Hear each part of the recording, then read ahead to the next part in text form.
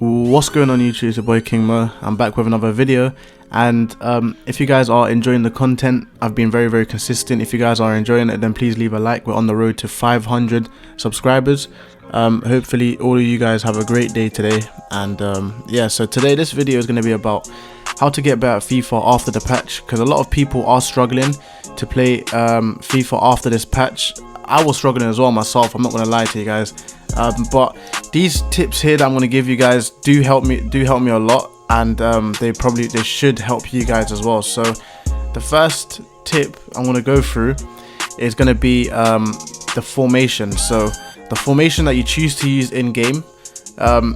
For example, everyone has different play styles, right? So depending on your play style, if you like playing it slow, passing it about, you know, then you might like the 4-1-2-1-2 narrow.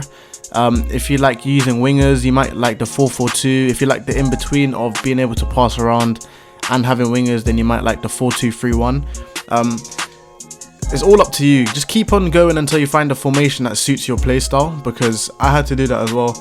After the patch, I was finding myself not really enjoying the 4-4-2 anymore compared to before patch. So I had to switch it up, and I changed to a 4-2-3-1. So I'm going to show you guys my custom tactics right now for my 4-2-3-1. I am going to make a more in-depth video about the 4-2-3-1, but these are the formations that I use in game. The 4-2-3-1 is what I use with these tactics here. Like I said, if you guys want the instructions, then I'll make another video, because this video is going to drag on too long if I show all of the instructions of all the formations. 4-4-2, I already have tactics of this on my channel, so you can go on my custom tactics video. So here's the 4-4-2. Here's my 4-2-2. Again, I have custom tactics video on that as well. And then I have 4-4-2 attacking, ultra attacking when I'm losing.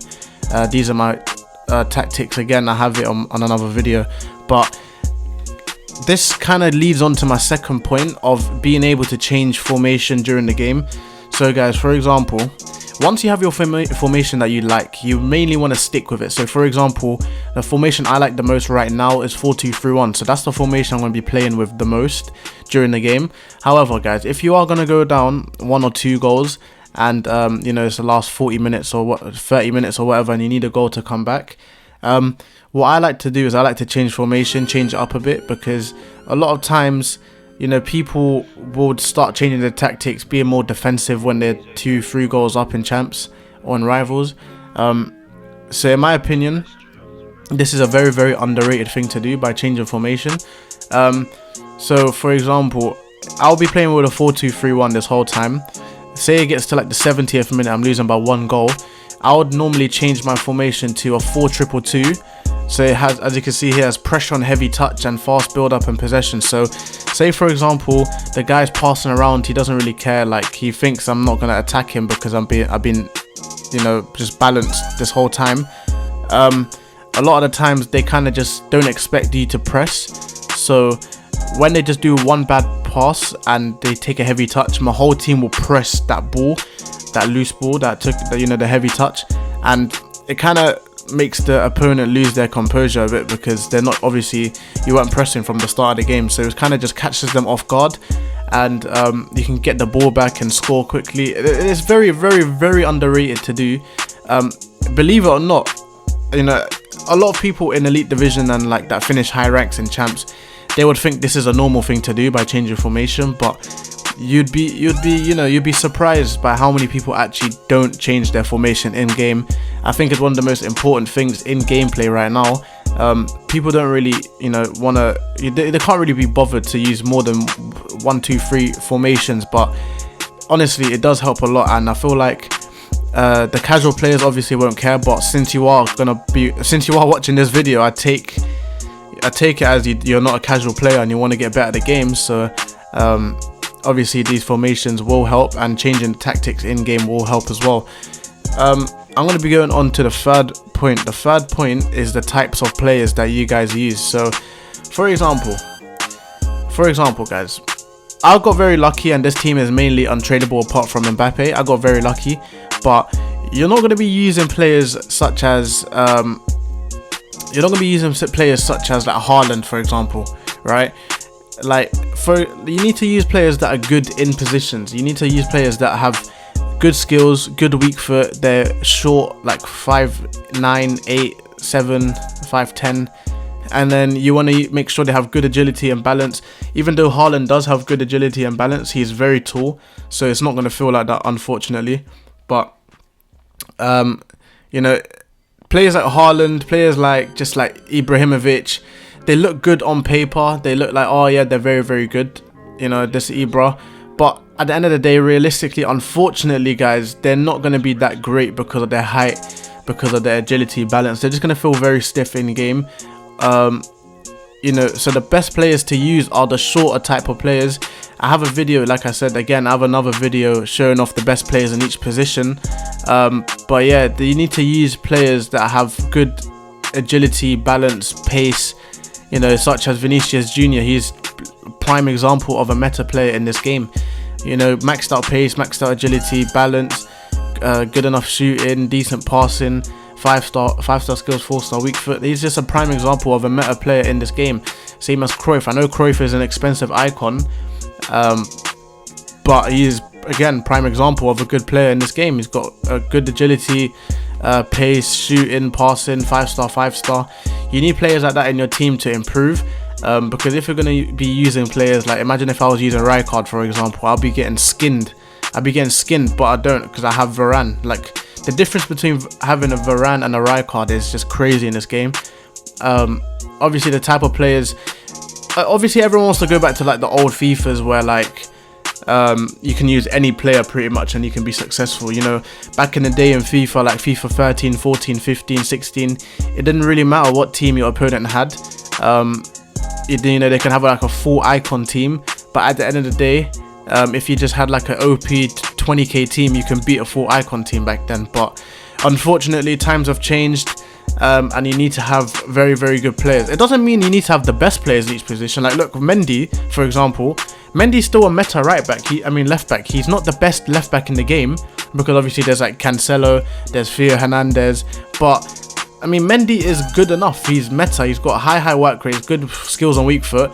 He's got the pace. He's got the strength. He's got the physicals. You know, there's nothing really. You know, it's not. Just because you need good players in each position doesn't mean you need the best players. Like this Paqueta, for example. This Paqueta is one of the best centre mids in this whole game, but you know, people don't really want to do him because of his weak foot. But honestly, this Paqueta is one of the best centre mids in this whole game, and like, it's crazy how people just don't understand that you don't need to have Hullet or Vieira or whatever, this, that and the other, just to be, you know, just to be successful in FIFA. You can have Paqueta, you can have these meta players that are cheaper, you can have this Gelson Martins, you know. Like I said, you can't have like cheap gold players, but you can still have like non-icon, like, you know, like very good players like non-icon, like Vinicius Jr, Mendy, Varane. You don't need to have Maldini and all sorts. You can just have Varane. You can have all sorts of players. So, yeah, that's my tip number 3. Use meta players. Like I said, if you don't know any meta players, I have a video on it on my channel. But meta players is the wave. It's been the wave for the last 5 years in FIFA. You can't really change up your team, have a fun team, unfortunately. Because there's a lot of cards that actually do look good in this game, but you can't really use them because it's just not ideal for this type of gameplay. But yeah, guys, so on to the next point. The next point is going to be skills. So tip number 4 is going to be skills. Now, a lot of people who don't use skills probably think, nah, I don't need skills, it doesn't make a difference to me, there's no point in me doing skills. I was one of those people back in FIFA 20. I was one of those people who would never do skills like that. I would just do like drag backs and a scoop turn, and that was about it. I didn't really know or need necessarily to do skills crazy. But when FIFA 21 came about, I learned how to do skills, and then FIFA 22 came about, and then I learned how to do cancels, especially the Magidi cancel. But honestly, guys, skills is going to be the best thing for you, because like I said, you need 5-star skillers in this game. Unfortunately, you can't really not play with 5-star skillers and be successful and be finishing in the high ranks. There's a lot of good skills in this game.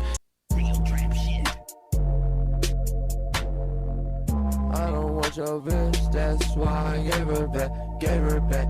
It was boring and I do not be with that. Smoking on this tree, I eat with the cat. It be around me cause I don't trust a soul, yeah. Niggas switching up on they bros, yeah. Changing up for these hoes, yeah. That's why I don't fuck around, ayy. Smoking on dope out the zip. Y'all niggas savage, we still remain trip. My niggas savage, we clutch on that grip, yeah. I really be in this. Personally, my favorite skills, again, I know I keep saying it, but I do have a video on my channel displaying the 3 best skills in the game. It is the most viewed video on my channel, I believe, so you guys can find that very easily. But yeah, the best skills in the game for me personally are the Elastico, both reverse and normal Elastico, the roulette, the Magidi cancel, the scoop turn, and what else is good? Scoop turn, Magidi cancel, Elastico. I think that's pretty much it, to be fair. And roulette. Those are probably the best skills in the game right now. And obviously the fake shot and scoop turn. But yeah, those are the best skills in the game by far right now, guys. I think those skills will really help you a lot. I do want to do like an in-depth skills tutorial, because I did do a tutorial on how to do them. But I want to show you guys a little tutorial on how to use the skills effectively in game. Because trust me guys, they are game breaking, they really do help a lot. But yeah, so the skills is one thing that you guys need to get that into your gameplay, because honestly it will change your whole life. And then the last tip, which is going to be the easiest one to fix, is composure and, you know, anger. Do not get angry over a video game. It's not worth it.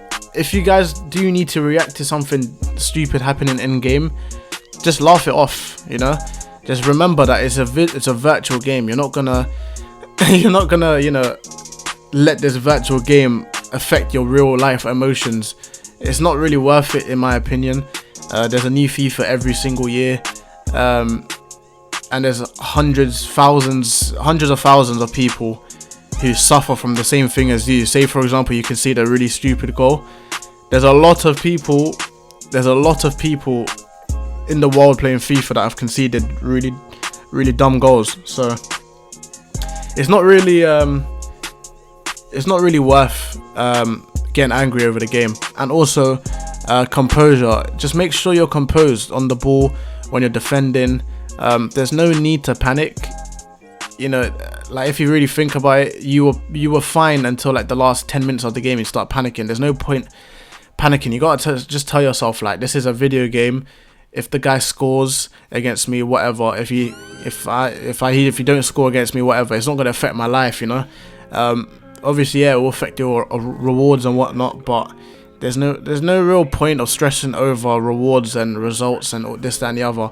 Just set a goal for yourself in Fit Champs. If you want to get 10 out of 20 wins, if you want to get 15 out of 20 wins, it's up to you. But just don't stress yourself out trying to chase that, you know, that point. You know, just say to yourself, let me just, you know, have a nice time this weekend, play whatever I get, and that's it. And then you'll find yourself playing better than you normally do. Trust me, it's more time when you don't think too heavy on your results and your outcomes. You do perform a lot better. So those are the 5 tips I can give you guys in FIFA 22 right now. Hopefully you guys enjoyed the video. Please leave a like and let me know what you guys want to see in the future. And yeah, stay safe, guys.